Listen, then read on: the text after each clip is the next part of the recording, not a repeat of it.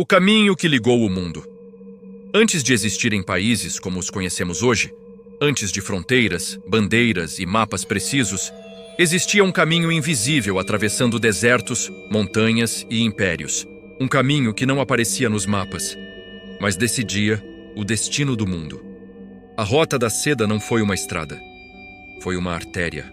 Uma veia aberta ligando o Oriente e Ocidente, por onde não circulavam apenas mercadorias, mas ideias, religiões, doenças, segredos e poder.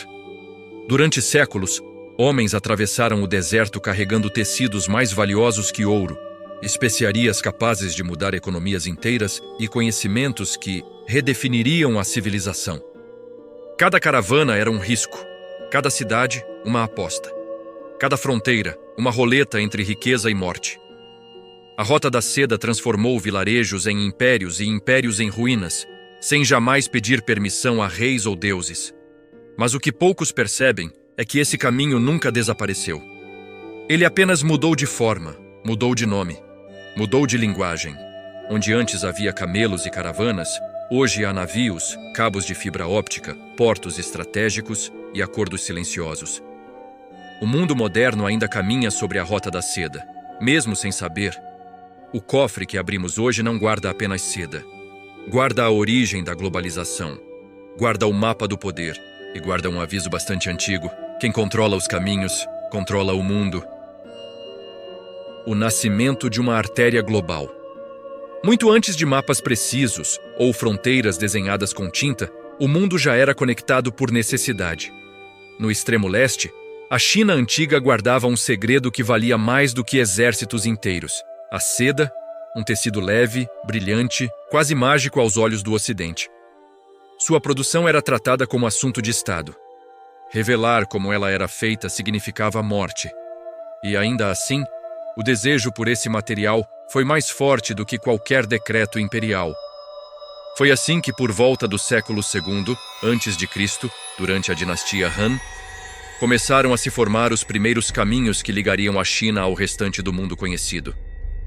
Não era uma estrada única, mas uma rede viva de trilhas, rotas alternativas e desvios forçados pelo clima, pela política e pela guerra. Esses caminhos cruzavam o deserto de Taklamakan, contornavam as montanhas do Pamir e avançavam por regiões onde a própria paisagem parecia hostil à vida. Cada passo era uma aposta contra a morte. As caravanas partiam lentamente, formadas por camelos carregando seda, jade, porcelana e especiarias. Mas o que realmente viajava ali era algo maior. Informação. Um mercador sabia onde havia conflitos. Outro trazia notícias sobre impostos, reis derrubados, cidades saqueadas. A Rota da Seda nasceu assim, não apenas como comércio, mas como o primeiro sistema global de circulação de conhecimento. O Império Chinês entendia isso. Por isso, fortalezas foram erguidas, postos de vigilância instalados e alianças firmadas com povos nômades. Controlar a rota significava controlar o fluxo de riqueza e, mais importante, o fluxo de influência. Do outro lado, impérios como o Parta e, mais tarde, o Romano, também perceberam que aquela artéria invisível era vital. Roma nunca chegou à China diretamente, mas dependia da seda para sustentar seu luxo, seu status e sua própria imagem de poder. No meio desse caminho, surgiram intermediários, sogdianos, persas, árabes, povos que não produziam a seda, mas dominavam o transporte, a negociação e a adaptação cultural. Eles falavam várias línguas, conheciam costumes rivais e sabiam exatamente quanto cada segredo valia. A Rota da Seda não era movida por confiança, era movida por cálculo. Viajar por ela significava enfrentar ladrões, tempestades de areia, fome e traições. Muitos nunca voltavam.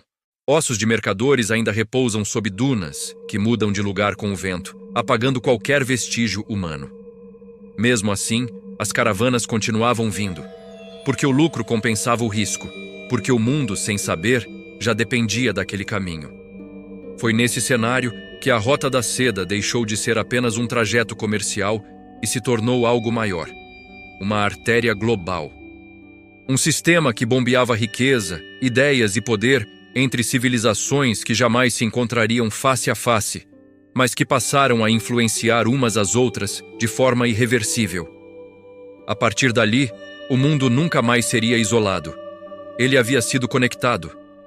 As cidades que floresceram no nada.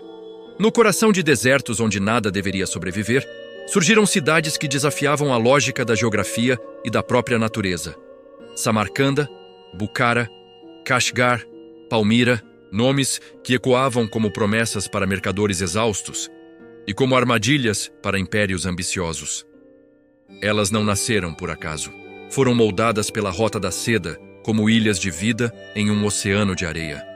Oásis não apenas de água, mas de poder, conhecimento e perigo. Samarcanda brilhava como uma joia azul no meio da Ásia Central. Seus mercados reuniam mercadores da China, da Índia, da Pérsia e do Mediterrâneo. Ali, a seda mudava de mãos sem que ninguém soubesse exatamente de onde vinha. Astrônomos observavam o céu, matemáticos traduziam textos gregos, médicos trocavam receitas que misturavam ciência e misticismo. Mas por trás da beleza arquitetônica e dos mosaicos perfeitos, havia vigilância constante. Quem controlava Samarcanda controlava um nó vital da rota, e isso a tornava alvo permanente de conspirações e traições. Bukhara era diferente. Mais discreta, mais silenciosa. Um centro espiritual e intelectual, onde bibliotecas surgiam ao lado de mesquitas e caravansarais. Ali, livros viajavam tão rápido quanto mercadorias. Textos proibidos no Ocidente eram copiados à mão. Ideias consideradas heresia em um reino eram ensinadas abertamente em outro. Bukhara não vendia apenas produtos, vendia pensamento. E pensamento, naquela época, era uma arma. Kashgar ficava no limite do mundo conhecido. Era o último suspiro antes do deserto de Taklamakan, ou o primeiro sinal de civilização depois dele. Quem chegava ali precisava decidir, seguir adiante ou voltar vivo. Por isso, Kashgar se tornou um centro de informação estratégica. Espiões se misturavam a mercadores. Mapas eram negociados como ouro. Um erro de rota significava morte certa. Um mapa correto significava fortuna. Palmira, mais ao oeste, floresceu como ponte entre Roma e o Oriente. Uma cidade erguida pela diplomacia e pelo jogo duplo. Oficialmente aliada de Roma, mas profundamente conectada ao comércio oriental. Seus governantes falavam várias línguas, conheciam códigos rivais e sabiam exatamente até onde poderiam ir sem provocar uma guerra direta. Palmira enriquecia negociando neutralidade, até o dia em que ousou querer mais poder do que lhe era permitido. Essas cidades não eram apenas paradas de descanso, eram centros de espionagem, lavagem de riquezas, alianças secretas e traições silenciosas. Informações sobre exércitos, rotas alternativas e crises políticas circulavam em tavernas tanto quanto vinho e especiarias. Um mercador podia ser apenas um mercador, ou um informante pago por 3 impérios diferentes. Quando uma cidade dessas caía, não era apenas pedra que ruía, era um elo inteiro da Rota da Seda que se rompia. O comércio mudava de caminho. Impérios perdiam influência e novas cidades surgiam no vazio deixado para trás. Porque a rota não dependia de um lugar fixo. Ela se adaptava, se deslocava, sobrevivia. Essas cidades floresceram no nada, porque o nada, quando atravessado por riqueza e ambição, deixa de ser vazio. Ele se transforma em palco. Mais que mercadoria, ideias, religiões e doenças. A Rota da Seda nunca foi apenas um corredor de comércio. Ela foi, acima de tudo, uma artéria invisível por onde circulavam ideias capazes de transformar civilizações inteiras. Enquanto a seda, o ouro e as especiarias mudavam de mãos, algo muito mais poderoso atravessava desertos e montanhas em silêncio. Crenças, conhecimentos e ameaças invisíveis. Foi por essa rota que o budismo saiu da Índia e alcançou a China. Monges caminhavam junto às caravanas, carregando não mercadorias, mas sutras escritos à mão e histórias sobre iluminação, sofrimento e renascimento. Em cavernas escavadas na rocha, como as de Dunhuang, esses ensinamentos foram preservados por séculos, protegidos do tempo e da guerra. A fé viajava devagar, mas profundamente, adaptando-se a cada cultura que tocava. Séculos depois, o islamismo percorreu o mesmo caminho, espalhando-se da Península Arábica até a Ásia Central e além. Comerciantes muçulmanos não levavam apenas tecidos e moedas, mas uma nova visão de mundo, um código moral, uma língua comum para o comércio e para a ciência. Mesquitas surgiam ao lado de mercados. O Alcorão era recitado em cidades onde antes apenas deuses antigos eram venerados. A Rota da Seda tornou-se também uma rota da fé. O cristianismo oriental, especialmente o nestorianismo, seguiu o mesmo trajeto. Comunidades cristãs floresceram em regiões hoje inimagináveis, da Pérsia à China.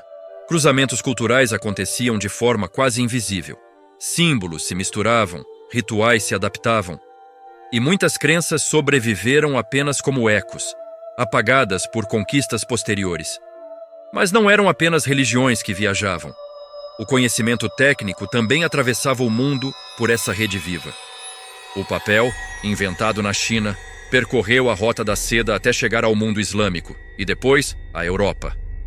Com ele, o saber deixou de ser privilégio de poucos monges copiando pergaminhos caros.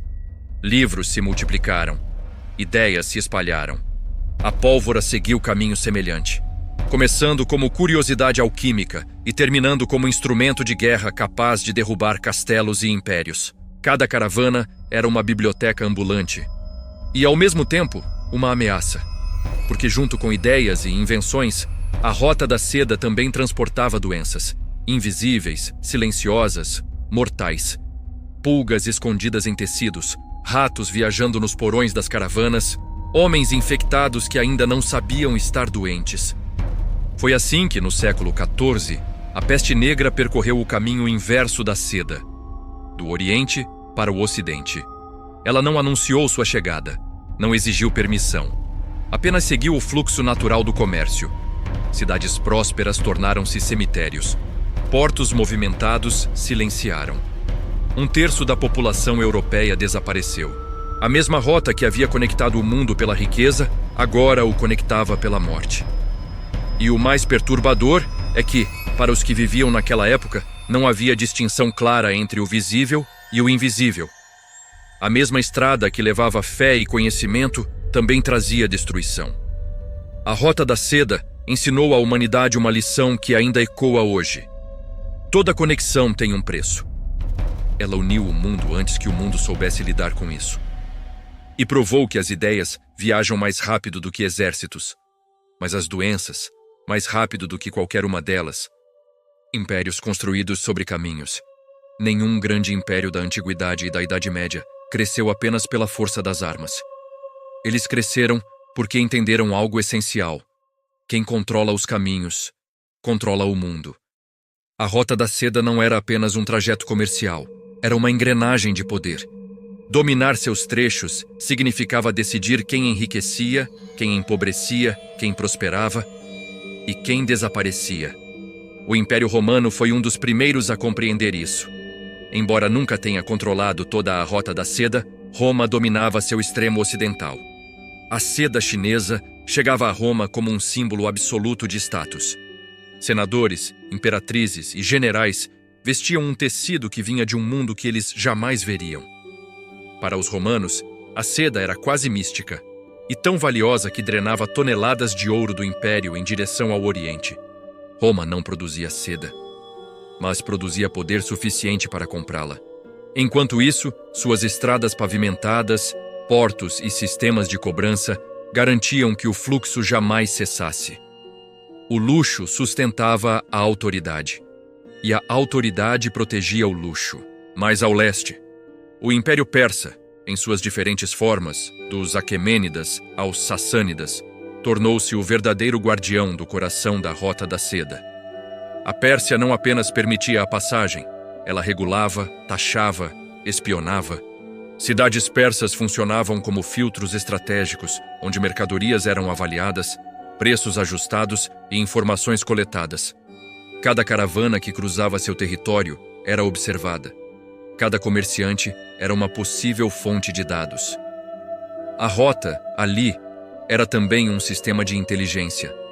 Controlar os caminhos significava saber quem estava em ascensão e quem estava prestes a cair. Mas nenhum império levou essa lógica tão longe quanto os mongóis.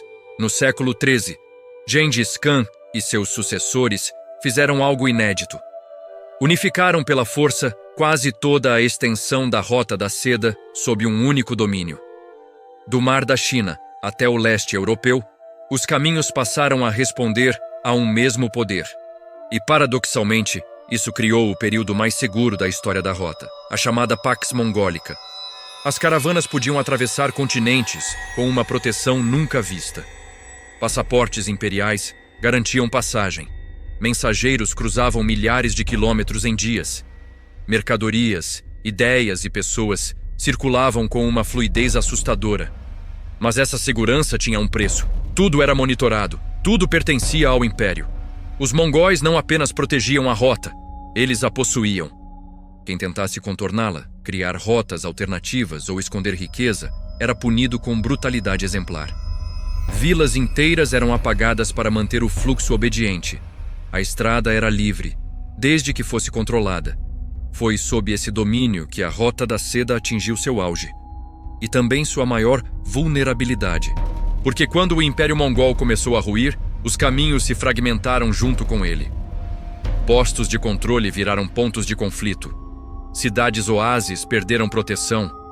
Bandidos, guerras locais e disputas religiosas tornaram a travessia cada vez mais perigosa.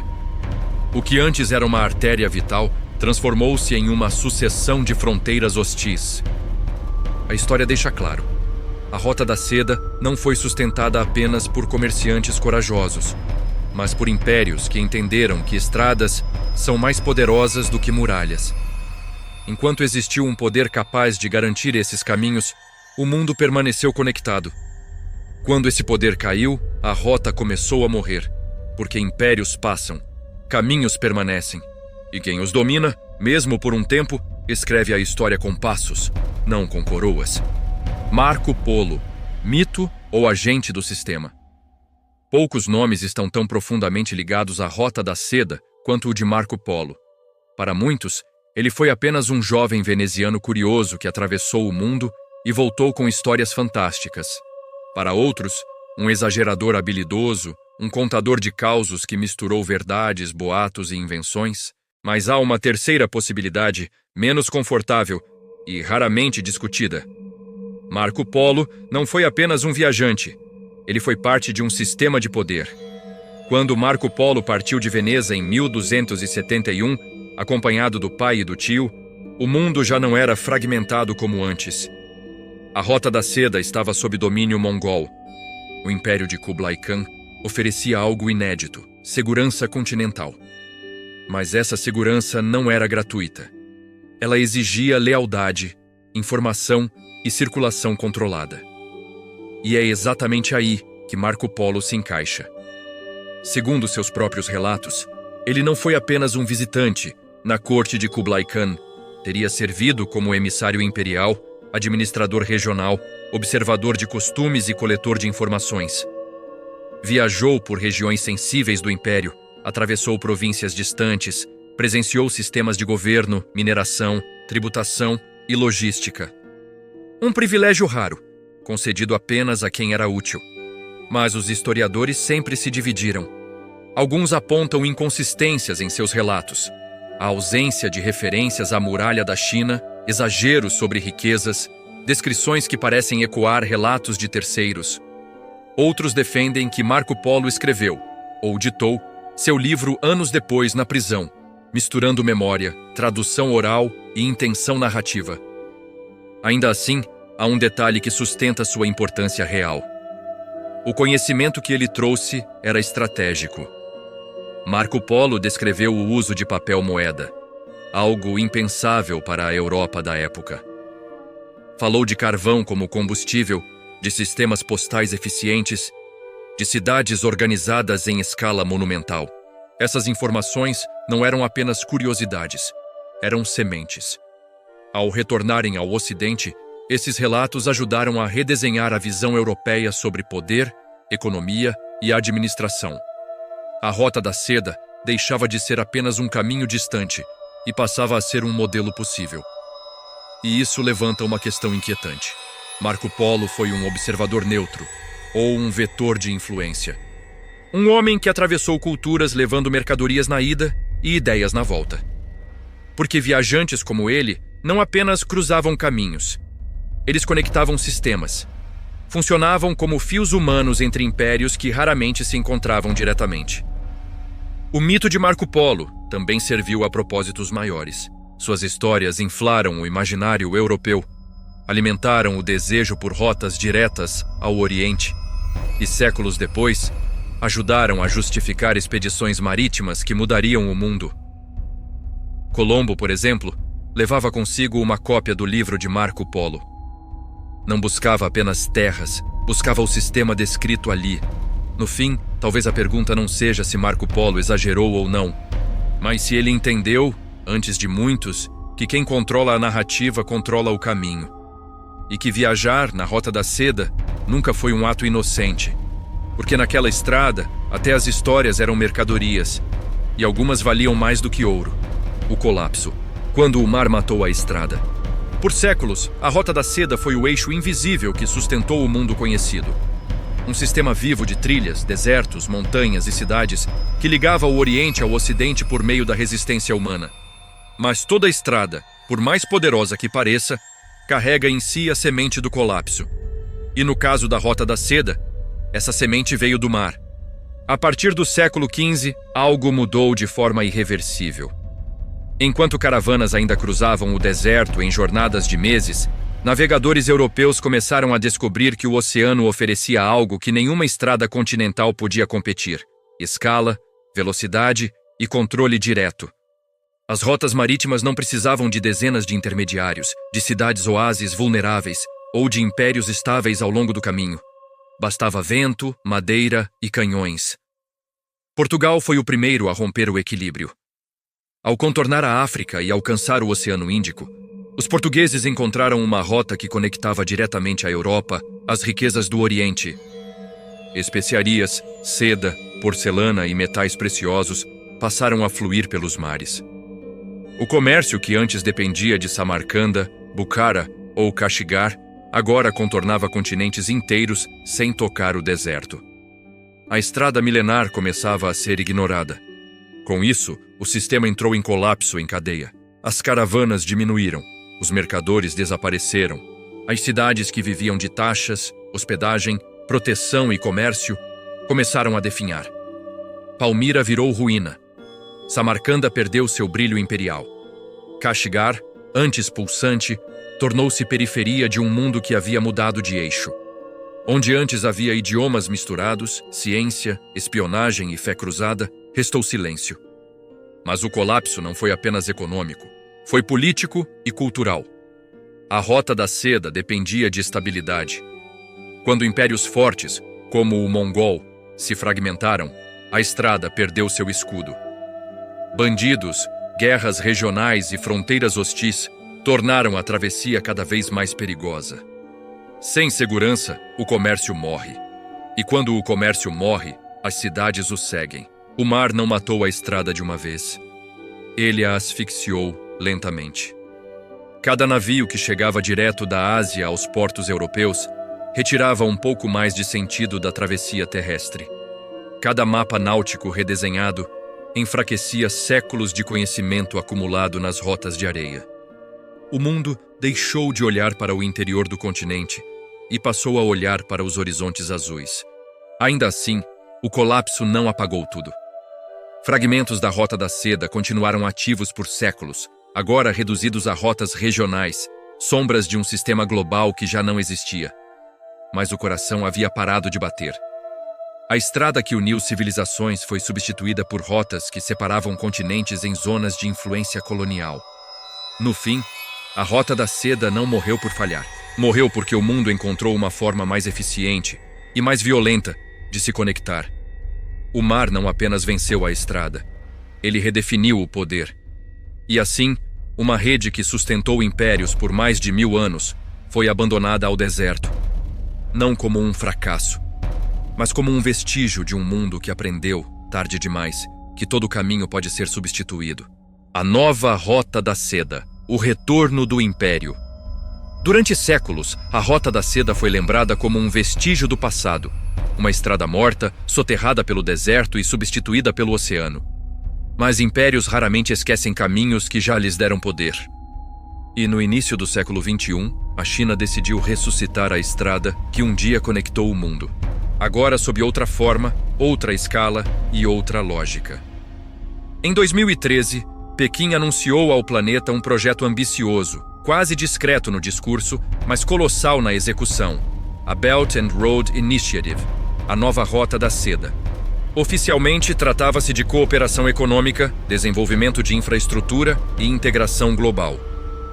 Estradas, ferrovias, portos, oleodutos, cabos digitais e corredores logísticos atravessariam Ásia, África, Europa e América Latina. Na prática, era o redesenho silencioso do mapa do poder mundial.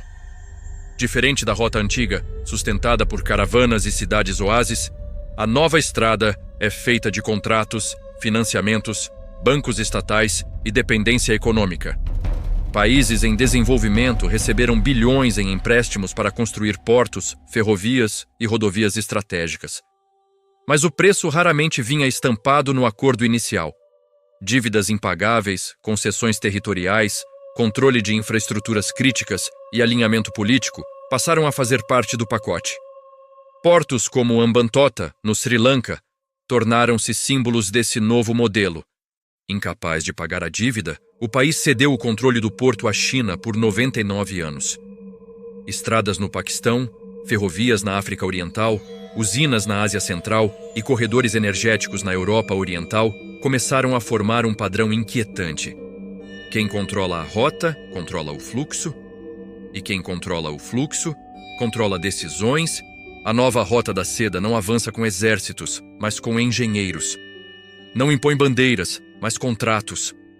Não ocupa territórios, mas administra gargalos logísticos. É um império sem aparência de império, um poder que cresce sem precisar ser proclamado. E exatamente por isso, mais difícil de confrontar. A geopolítica global reagiu com cautela. Estados Unidos e União Europeia passaram a enxergar a iniciativa como um instrumento de influência estratégica disfarçado de desenvolvimento. Afinal, estradas e portos não são neutros. Eles definem quem exporta, quem importa, quem depende de quem. A nova Rota da Seda não conecta apenas mercados. Ela conecta decisões políticas, votos em organismos internacionais e silêncios convenientes. Há também o componente tecnológico. Cabos de fibra óptica, satélites, redes 5G e sistemas de vigilância acompanham a infraestrutura física. O caminho não transporta apenas mercadorias, mas dados. E dados são o ouro do século XXI. A estrada antiga levava seda, papel e pólvora. A nova leva informação, influência e dependência digital. Para a China, o projeto é mais do que economia. É narrativa histórica. Um retorno simbólico ao centro do mundo, onde o Império do Meio volta a ser o eixo por onde tudo passa. Não por conquista militar, mas por necessidade global. O mundo precisa de infraestrutura, e quem constrói manda. Assim, a Rota da Seda retorna. Não como estrada de areia, mas como rede invisível de poder. Um império que não se anuncia, mas se instala. Que não marcha, mas financia. Que não domina pela força, mas pela dívida. E a pergunta que ecoa, como ecoava nos desertos antigos, permanece a mesma. Quando um caminho se torna inevitável, quem realmente escolhe para onde ele leva? Quando olhamos para a Rota da Seda apenas como uma estrada antiga, perdemos o essencial. Ela nunca foi só comércio, foi controle. Foi poder em movimento. Foi a prova de que quem domina os caminhos, domina o destino dos povos que dependem deles. A seda, o ouro, as especiarias e as ideias sempre foram apenas o verniz. O que realmente importava era quem decidia por onde tudo passava.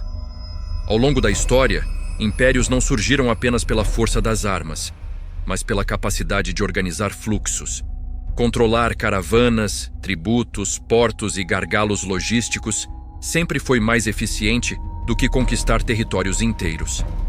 A Rota da Seda ensinou isso ao mundo muito antes da globalização ter um nome. E o mundo aprendeu. talvez bem demais. O que assusta não é o retorno da Rota da Seda, mas o quanto ele soa familiar. Mudam os atores, mudam as tecnologias, mudam os discursos, mas a lógica permanece intacta. Hoje, chamamos de investimento, parceria estratégica ou desenvolvimento. No passado, chamava-se proteção, pedágio ou tributo imperial. A essência é a mesma. Dependência cria obediência. Este episódio não é um ataque a países, nem um elogio ao passado. É um convite à atenção. Porque a história raramente se repete de forma idêntica. Ela se repete de forma sofisticada. E quanto mais sofisticada, mais invisível. Estradas modernas não levantam poeira no deserto. Elas passam por contratos, cabos, dados e dívidas que poucos leem até o fim. A Rota da Seda não morreu. Ela apenas trocou de forma. E toda vez que um novo caminho se apresenta como inevitável, vale a pergunta que atravessa séculos. Quem realmente ganha quando o mundo inteiro passa pelo mesmo trajeto? Aqui no Cofre Azul, não abrimos mapas antigos, abrimos padrões, porque entender o passado não é nostalgia, é defesa. O caminho nunca morre. A Rota da Seda nunca foi apenas uma estrada perdida no passado. Ela foi, e continua sendo, uma metáfora poderosa sobre como o mundo realmente funciona. Caminhos não morrem. Eles se transformam. Mudam de forma, de nome, de superfície, mas permanecem cumprindo a mesma função essencial: ligar centros de poder, criar dependências e redefinir quem decide o destino de quem. No mundo moderno, as caravanas foram substituídas por navios cargueiros, cabos submarinos, corredores logísticos, rotas digitais e acordos multilaterais. Mas a lógica permanece intacta. Quem controla o fluxo, controla o ritmo. Quem dita o caminho, dita o preço. E quem depende do caminho, inevitavelmente, abre mão de parte da própria autonomia. A antiga Rota da Seda ensinou que o poder mais duradouro não se impõe apenas pela força, mas pela necessidade. Povos não se curvavam porque eram conquistados. Curvavam-se porque precisavam passar. Precisavam vender. Precisavam comprar.